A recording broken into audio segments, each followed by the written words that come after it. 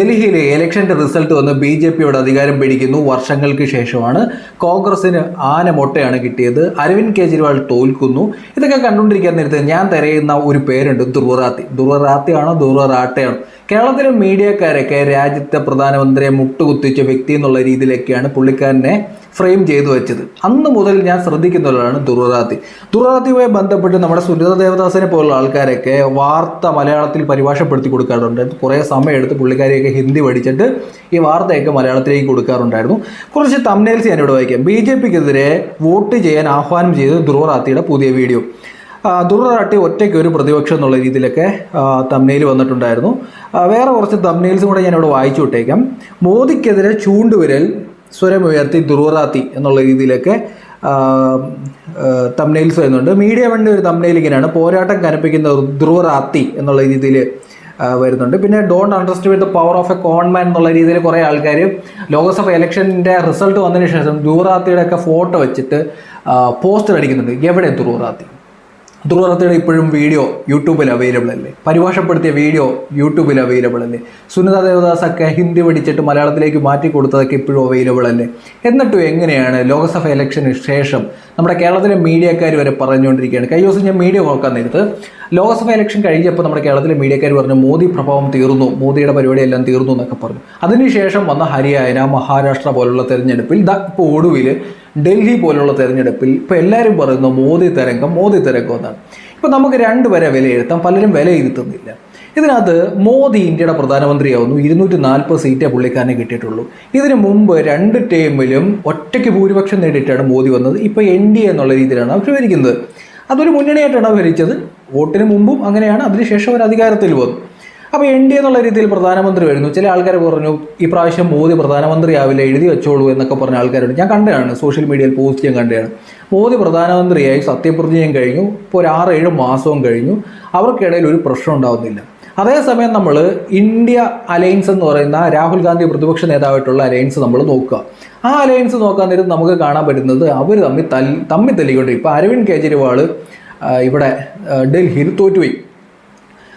ഈ കോൺഗ്രസിന് കിട്ടിയത് 0 സീറ്റാണ്. നമ്മൾ ആലോചിച്ചു, ഇപ്പോൾ പ്രതിപക്ഷ നേതാവ് എന്നുള്ള ഒരു പോസ്റ്റ് ജീവിതത്തിൽ ആദ്യമായിട്ടാണ് രാഹുൽ ഗാന്ധി കിട്ടുന്നത്. പൊട്ടന് ലോട്ടറി അടിച്ച പോലെ 99 സീറ്റ് ഈ പ്രാവശ്യം പുള്ളിക്കാരന് കിട്ടിയതാണ്. അങ്ങനെയാണ് പുള്ളിക്കാരന് പ്രതിപക്ഷ നേതാവ് സ്ഥാനം കിട്ടുന്നത്. ഈ സ്ഥാനം കിട്ടിയതിന് ശേഷം നടന്ന എല്ലാ തെരഞ്ഞെടുപ്പിലും പുള്ളിക്കാരൻ തോറ്റുകൊണ്ടിരിക്കുകയാണ്. അപ്പോൾ ആരാണ് പരാജയം? ആരാണ് ശക്തനായി നിൽക്കുന്നത്? ഇപ്പോൾ കേരളത്തിലെ മീഡിയക്കാരൊക്കെ പറയുന്നു മോദി തരംഗം എന്ന്. അപ്പോൾ മോദിയുടെ തരംഗം എവിടെയും പോയിട്ടില്ലായിരുന്നു. ധ്രുവറാത്തിയുടെ വീഡിയോ കണ്ടിട്ടാണ് മോദിയുടെ ലോക്സഭയിലൊക്കെയുള്ള സീറ്റുകൾ കുറഞ്ഞത് എന്നുള്ള രീതിയിൽ ചില ആൾക്കാരൊക്കെ പറഞ്ഞു കേട്ടു. അങ്ങനെയാണെന്നുണ്ടെങ്കിൽ എൻ്റെ ചോദ്യം, ഇപ്പം ആരാണ് രാഹുൽ ഗാന്ധി? ഈ രാഹുൽ ഗാന്ധി കന്യാകുമാരിയിൽ നിന്ന് കാശ്മീർ വരെ ഭാരത് ജോഡോ യാത്ര എന്ന് പറഞ്ഞ് നടന്നു. 99 സീറ്റാണ് കിട്ടിയത്. ഈ 99 സീറ്റിൽ ധ്രുവറാത്തിയുടെ ഷെയർ എത്രയാണ്? ഇത് കഴിയാൻ നേരത്ത് ആരാണ് രാഹുൽ ഗാന്ധി? നമ്മുടെ നാട്ടിൽ മോദിയെ ചൂണ്ടുവരൽ നിർത്തി ഒരു കോണ്ടന്റ് ക്രിയേറ്റർ എന്നുള്ള രീതിയിൽ നമ്മുടെ കേരളത്തിലെ മീഡിയക്കാരൊക്കെ ധ്രുവറാത്തിയുടെ വീഡിയോ ഒക്കെ എടുത്തിട്ട് ഒരു ഹൃതിക് റോഷൻ്റെ ഒരു പടമുണ്ട്, അതിൻ്റെ ബാക്ക്ഗ്രൗണ്ട് സ്കോർ കൊടുത്തിട്ടാണ് അതൊരു ദേശീയഗാനം പോലെ ഇങ്ങനെ പോയിക്കൊണ്ടിരിക്കുവായിരുന്നു. അപ്പോൾ ഇപ്പോഴും ഞാൻ ആലോചിക്കുന്നുണ്ട്, ഇപ്പോഴും മോദി പ്രഭാവം നിൽക്കുന്നു. മോദിയുടെ പേരിൽ ഡൽഹി ഉൾപ്പെടെയുള്ള സംസ്ഥാനങ്ങളിൽ BJP വലിയ രീതിയിൽ തരംഗം ഉണ്ടാക്കുന്നു. എതിരാളികളെ അടിച്ചിട്ടുകൊണ്ടിരിക്കുകയാണ്. നമ്മൾ കണ്ടുകൊണ്ടിരിക്കുന്ന കാര്യമാണ് ഞാൻ പറഞ്ഞത്. അപ്പോൾ ധ്രുവറാത്തിയുടെ വീഡിയോ ഇപ്പോഴും അവൈലബിൾ അല്ലേ? ഇനി ധ്രുവറാത്തി ഒരു ഇരട്ടത്തപ്പക്കാരനാണെന്ന് എനിക്ക് ഫീൽ ചെയ്തിട്ടുള്ള കാര്യം ഞാൻ പറയാം.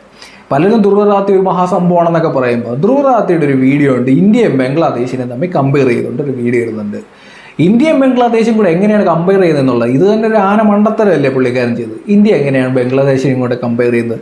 ഇപ്പോൾ നമ്മുടെ കേരളവും അതുപോലെ തന്നെ ഉത്തർപ്രദേശ് എന്ന് പറയുന്നത് 2 സംസ്ഥാനവും നോക്കുക. നമ്മൾ കേരളത്തിൽ നിന്ന് ഉത്തർപ്രദേശും കേരളവും തമ്മിൽ ചില ആൾക്കാരുടെ കമ്പയർ ചെയ്യുന്നതാണ്. ഇവിടെ ഇത് ഇത്തിരി വലിയ ആനമണ്ടന്മാർ വേറെ വല്ലതും ഉണ്ടോ? ഉത്തർപ്രദേശ് എന്ന് പറയുന്ന സംസ്ഥാനത്തിൻ്റെ വലിപ്പം, അതിൻ്റെ പോപ്പുലേഷൻ നമ്മൾ നോക്കുക. കേരളം പോലുള്ള സംസ്ഥാനത്തിൻ്റെ വലിപ്പം, അതിൻ്റെ പോപ്പുലേഷൻ നമ്മൾ നോക്കുക.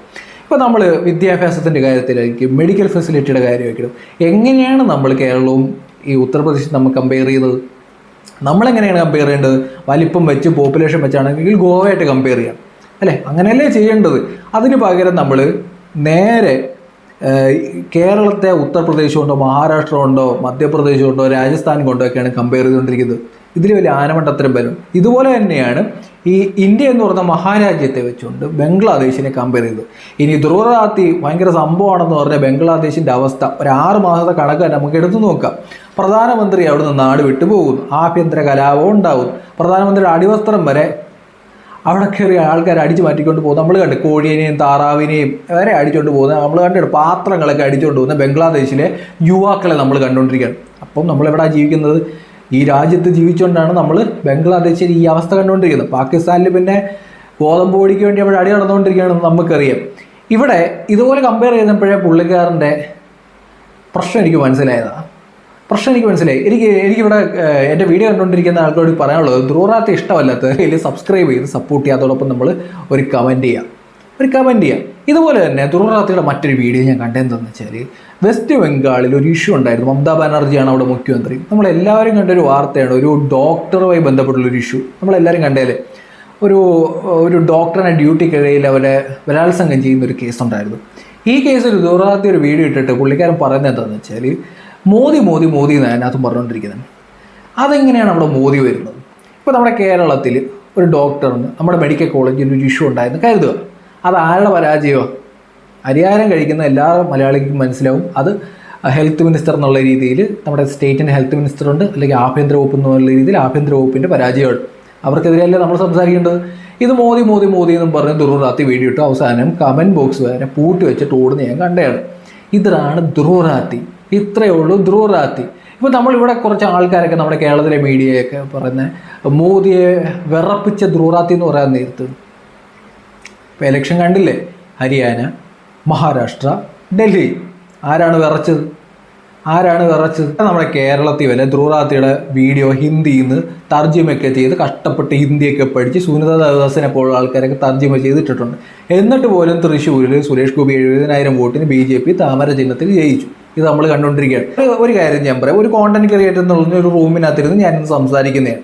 ഈ സംസാരിച്ചു എന്ന് പറഞ്ഞുകൊണ്ട് പ്രധാനമന്ത്രിയോ മുഖ്യമന്ത്രിയൊക്കെ ഞാൻ താഴെ ഇട്ടു എന്നൊക്കെ പറഞ്ഞ് അഹങ്കരിച്ച് കഴിഞ്ഞാൽ എനിക്കെന്തോ ഇഷ്യൂ ഉണ്ട് എന്ന് എനിക്ക് മനസ്സിലാവും. ഇത് തന്നെയാണ് ധ്രുവ റാത്തിയുടെ അവസ്ഥ. പുള്ളിക്കാരനൊക്കെ എവിടെയാണോ എന്തോ. അപ്പോൾ എൻ്റെ ഇന്നുള്ള സംശയമാണ്, ധ്രുവ റാത്തിയാണ് മോദിയെ വിറപ്പിച്ചതെങ്കിൽ പിന്നെ അങ്ങോട്ട് വിറയ്ക്കുന്നത് നമ്മളിത്. ഇപ്പോൾ കുറച്ച് വേറെ കോമഡി എന്ന് വെച്ചാൽ, ഇപ്പം കുറേ ആൾക്കാർ ഒന്ന് പറയുന്നുണ്ട്, രാഹുൽ ഗാന്ധി അതുപോലെ നരേന്ദ്രമോദി NDA സഖ്യത്തിലല്ലേ നിൽക്കുന്നത്, ചന്ദ്രബാബു നായിഡുവിനെയും നിതീഷ് കുമാറിനെയും പിന്തുണയോടെയല്ലേ നിൽക്കുന്നതായിരിക്കും. അപ്പം രാഹുൽ ഗാന്ധി പ്രധാനമന്ത്രി ആയി കഴിഞ്ഞാൽ 10-28 പാർട്ടിയുണ്ട്, ലോക്കൽ പാർട്ടി. ഇവരുടെ എല്ലാം പിന്തുണയോടെ അല്ലേ രാഹുൽ ഗാന്ധിക്കും പ്രധാനമന്ത്രി ആകാൻ പറ്റത്തുള്ളൂ അല്ലേ? ഇവർ 2 പാർട്ടിയുടെ പിന്തുണയോടെ നിൽക്കുമ്പോൾ ഇപ്പോൾ ഇവിടെ 10-22 പാർട്ടിയുടെ പിന്തുണ വേണം. ആ കൂടി 99 സീറ്റേ ഉള്ളൂ രാഹുൽ ഗാന്ധിക്ക്. പിന്നെ ഏതെല്ലാം പാർട്ടി വന്നാലാണ് അവിടെ കേവല ഭൂരിപക്ഷമെങ്കിലും 270 സീറ്റിലേക്ക് ഈ ഇന്ത്യ സഖ്യത്തിന് വരാൻ പറ്റുക? ഇത് പലരും ഇവിടെ ചിന്തിക്കുന്നില്ല.